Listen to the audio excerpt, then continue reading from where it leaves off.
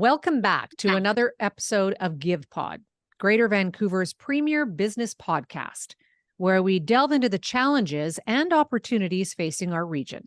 I'm Bridgitte Anderson, CEO and President of the Greater Vancouver Board of Trade. In today's episode, we continue our series on the future of work and mental health in the workplace by diving into a pivotal topic that has captivated conversations in the business community, the media, family dinners, and virtually everywhere in our daily lives over the past year. Today, we're turning our focus to artificial intelligence, or AI. More specifically, we'll explore how employers can prioritize employee well-being in the rapidly evolving age of AI. We've all heard of ChatGPT, and hopefully most of us have tried it by now, but there are countless other AI tools that are having a profound impact on the workplace. As these tools become more integrated into our daily work, it's crucial to discuss how we can harness them for the betterment of our teams and operations. Joining me to unpack this topic is David Hobbs, founder and vice president of operations at TTT Studios, a Vancouver-based digital consulting and software development studio that aims to empower every user and organization by creating custom software that improves their lives. Welcome, David. Nice to meet you. Oh, Bridget, it's a pleasure. That was a great introduction. I like that. I'll thank the team for that. Well deserved. Well deserved. So let's start from the beginning. What is TTT Studio? So TTT Studios, we are basically a studio that creates software that empowers users. We use project strategy and research to basically solve problems. And usually we use technology as an output from solving those problems. Sometimes a whiteboard will solve the problem. So it's not always technology, but we're really focused on understanding what a user's difficulties may be and the best way to solve that. You know, technology has been a fascinating topic for a very, very long time, but I'd say particularly so in the last couple of years, people talking about this AI revolution that we are in the midst of.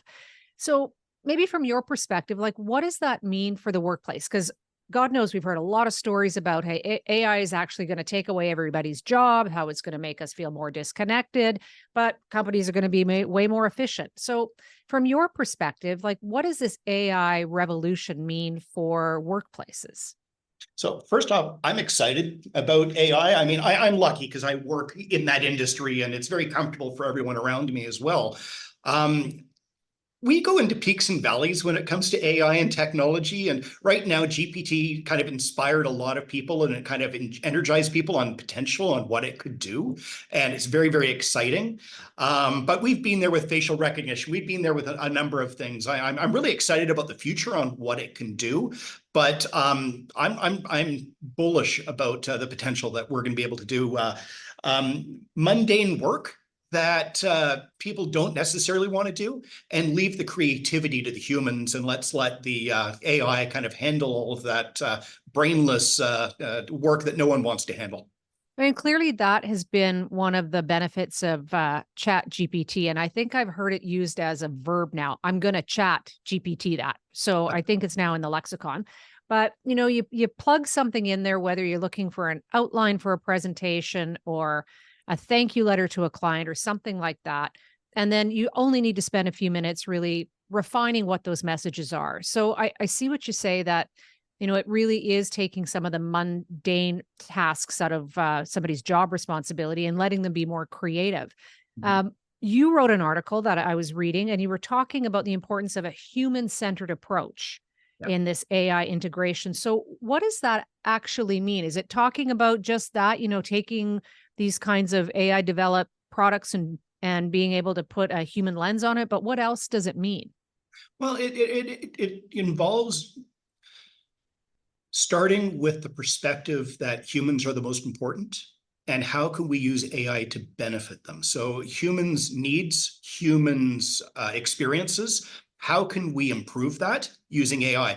We're not looking at replacing work. That sometimes happens Sorry, I mean, there's times where it can replace work, automation, and there's a lot of Yeah, very right. technical things it could definitely replace. And I think that's a good thing because I don't really want to send some people into a dangerous situation where if a machine can do it, fantastic, you know?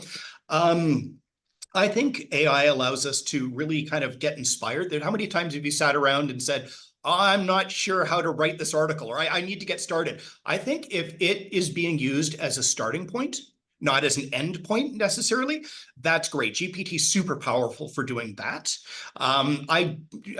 We've gotten very good. We were very experienced here at TTD Studios on how to use the tools. We've been using them for a long time. We're very capable of asking the right questions because sometimes it's about asking the right question to get the right output. But I really see it as a way to start a conversation and not necessarily end a conversation. And I see that, but I also in the back of my mind, I sort of have this red light flashing going, hang on though, hang on, technology is great, but you need some guardrails there too. So, what comes to mind for you about some of the most important guardrails that are needed when it comes to AI in the workplace? Yeah, reading the terms and conditions of a subscription now is so important because and they're constantly changing, but it is really important because how these AI engines get smarter is by using your data in essence. And do I want our private company data being shared out there? Again, we have experience. We know how to make sure everything's locked down and it's not being used for public consumption, I'll call it, or to benefit the company that's providing the engine for this. So we make sure that all of our clients are locked down as well. We've got a really good control over that. But in general, you do need to be careful. You do need to watch out for that. So reading the terms and conditions, Googling maybe a question of, hey, is this a good tool to use? And what are the benefits and what's the cost? Because it might not have a financial cost, but there's a cost. People are putting these out there not to necessarily, they're benefiting from it somehow. And how are they benefiting from it? So it's good to be aware of those situations so you could lock it down. This series is really focused on the future of work and mental health in the workplace. And when I think about the technological advances that I've seen, even, let's even just take the last 4 years, just prior to the pandemic, because it really has been so quick. There is a fair lot of stress for people, I would say, when they're trying to keep, abreast or ahead of these technological advances. So what kind of impact does this or AI have on people's mental well-being in the workplace? Oh, it totally can, because there's a fear around it. There's a fear of Yeah. not knowing it, not understanding it, scared to ask sometimes and whatnot. If you can champion it, it's so useful. I'm going to go back. I mean, I started off my background. I was actually TTT Studios' first engineer. I'm so glad I'm not now. A lot better people doing the coding now than I was. But when I first started coding, and this gray hair is earned properly, it was a long time ago. You'd run into a bug, and that bug, you'd have to look it up in a book. It's like, I don't know how to fix this. This is really hard. So it would take me 2 weeks to fix a simple bug. And then the internet came along, and suddenly I could look up things on Stack Overflow or there's other websites because you're not running into a problem that other people have. And suddenly that week turned into maybe a few hours. Now I could just kind of run into a bug and say, okay, AI, can you help me solve this? And can you explain why it didn't work? And bang, it solves it for me. So if you know how to champion the software or the AI tools and whatnot, and if you understand them, if you play with them, if you get creative with them, they can so help you. And it's wonderful. But you don't want to rely on them. I mean, so I'm going to go back the other way. And as a business owner, our people are so important to us, and we're talking about being human-centric and people-centric in the land of AI, and you really have to spend a lot of time with your employees. Again, I'm lucky; my employees thrive on this, but I do talk to other people in construction and mining, and there's a genuine fear, even in education. There's a genuine fear of some of this, and sitting down as a manager, and you spending a lot of time and understanding what the tools are. Sitting down as a manager with that person, trying to understand what their fears are, what their goals are, what their problems are, and trying to empower them to find tools that might help those problems. Sit down with them and really try to champion them and resolve that fear. That's such a good point about the fear, but I'd say even for business leaders, Mhm. there is some fear there because you're trying to figure out what you don't know. And you don't know because you don't know because it's so brand new. And then thinking about, well, okay, I got to figure out what it is that my business needs. I have to figure out what my people need. And then I need to figure out some maybe technology solutions. So, how does a business leader sort of take that first swipe at the approach? And I'm thinking those businesses, and there are still quite a few out there that have never even experimented with Chat GPT. Oh yeah. Oh yeah. No, I think what you still have to ask for a business leader and even down to your team is what problems do you have? Because if And you what could answer problems are those you trying to problems, solve, yeah, right? exactly. Because maybe this, hey, AI is not just GPT, it's facial recognition. There's so many things that artificial intelligence is basically, hey, solve a problem for me and make a decision for me is really what it is, right? So how do I have a problem, or what problem do I have? Yeah. And therefore, what tool can I use? If I can ask questions like that, I could even use GPT. This is my problem. Do you suggest any tools that I could use? It will really kind of, you have to kind of jump in the pool. No one knows how to swim until they're in the water. So I think you really have to kind of get your feet wet. David, I think you've just hit on something there because, I would say a decade ago, business leaders are saying, yeah, what problem do I have and what tool? That's the key word. What tool can I use to solve this problem? And maybe a decade ago it was a good old fashioned Excel spreadsheet. And Huh? maybe now it's some other tech or AI tool. So I think having that mindset is probably a really good place to start and creating some interest and excitement among your teams about using new tools that they've never maybe been exposed to. Mhm. Well, I think there's an apprehension to people that don't use them every day, and that's understandable and whatnot. However, we are using them every day because everyone has an iPhone, everyone has an Android device. Maybe they're not using them for what they're capable of. I'm really excited about iOS 18. So this is the next operating system that's going to come out. Apple kind of got caught flat-footed when it came to GPT and large language models when they first came out. I say that with a grain of salt because you know what? They're doing a lot of science. It's not like they didn't really know what was going on, but GPT kind of came out as a surprise of how successful it was or how capable it was. Well, again, you can ask questions and get answers and very good questions and very good answers out of it.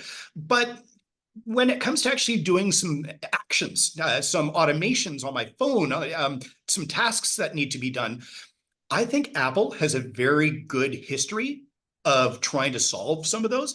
And I think if we realize, hey, we're actually doing some of those things on our phones right now. And if iOS 18 introduces some of those GPT, like I'll call it Siri on steroids, because Siri, when it came out, hey, this is great. I'm picturing Iron Man sort of esque conversations with my computer. And then it kind of did things wrong.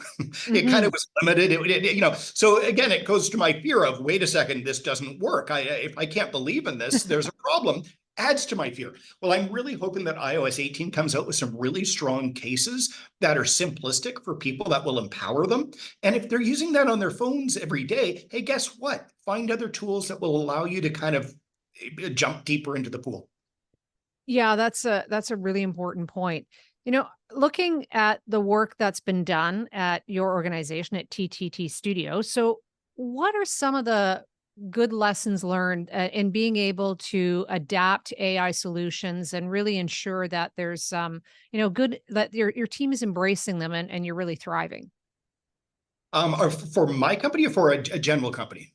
For your company, like based on the experience that you've had. Yeah, I mean, again, we're really lucky because everyone's gung ho to try everything and anything. So we've tried a lot and we've experimented with quite a bit. I mean, one of the things that I'm going to tell a quick story of something that we did that was kind of cool, because I can't talk about a lot of projects that we're doing because of NDAs and whatnot. But when the iPhone first came out, so this is again, we're going to talk about AI. So facial recognition is part of the AI platform, okay? Yeah. And when the iPhone with facial security came out, it was exciting. It was new. Everyone was using it. Guess what? My other founder, there's two founders, Josephine and my brother Chris, were twins. Guess who could open up my iPhone? Oh, of Yeah, people course. didn't think Identical about that. twins. Exactly. So, what we used is we kind of had that problem. It's like, okay, well, wait a second. Security is a problem when it comes to iPhones. So we actually wrote our own basically a platform for facial recognition that took twins into consideration beforehand. And I'd like to say that our technology was working better than my mom. She's pretty good at telling who's who, but at the same time, this would get us. So we started at a different standard than the general use would. So again, we're ready to jump in and really do a number of things with AI. So. Yeah, I think your mom maybe didn't want to hear that, but there's probably a little truth to that, right, David? She'll accept it. She'll accept it. She's a lovely lady. So, going back to the fear and how you really get your team to embrace it, look, instead of having the glass half empty, thinking about the glass half full, what has been your experience in your own organization or working with clients in the opportunities that it presents for individuals to upskill? Because, you're right that there are jobs that we're not going to need to do or tasks that we're not going to need to do anymore, but there's opportunities to grow and learn. Big time, big time. Again, I want the AI to benefit us so that we can spend more times with our families and more times on the holidays. Like there should be, as long as the work is getting done, let me do it from wherever. Let me control things. So I want to teach people that there's a benefit for using this. I mean, we do have a lot of people that come in. And again, I bring it back to, what is your problems? Is it an inefficiency? Is it, you are something doesn't exist and you just don't know how to answer that problem? Like, what is your problem right now? And we have a process at TTT Studios that we go through to really deep dive and understand people through a discovery process, really step by step. And here's a little secret sauce, we're using some AI to speed up that process so that people can get answers even faster. And it's one of we offer that as a discovery, we call it the North Star. It's a quick deep dive for a company's problems. Come in, talk to us. We could maybe share some experiences that we've had with other technologies. We can share some tools that we've used. Like, I'd love to have people reach out and kind of start a conversation. So what are some of the tools that you have found most helpful besides ChatGPT? Because there really is so much more than that.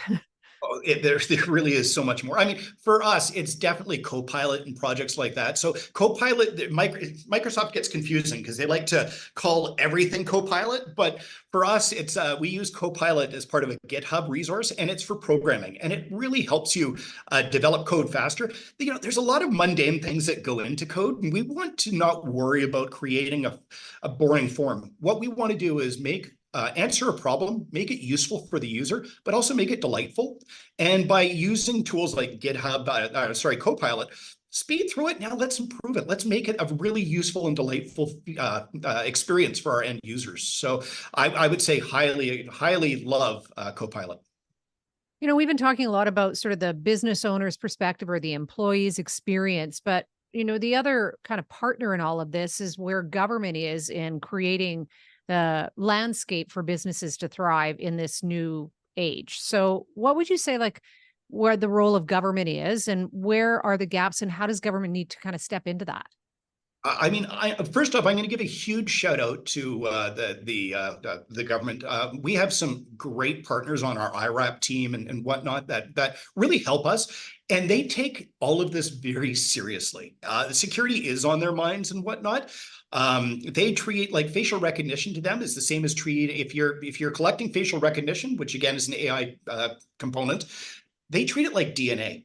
That you have to go through a number of steps before you're able to do a bunch of things. So I think they're taking it very, very seriously.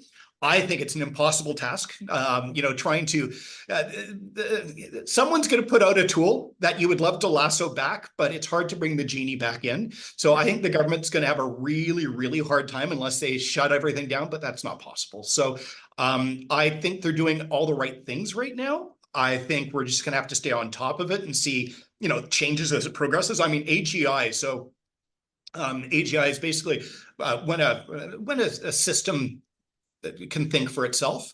That's all the Skynet and all it's really the core to the fear that everyone has. Thank you to all those science fiction novels and everything. And it's becoming science fact a little bit now, and we're getting closer and closer.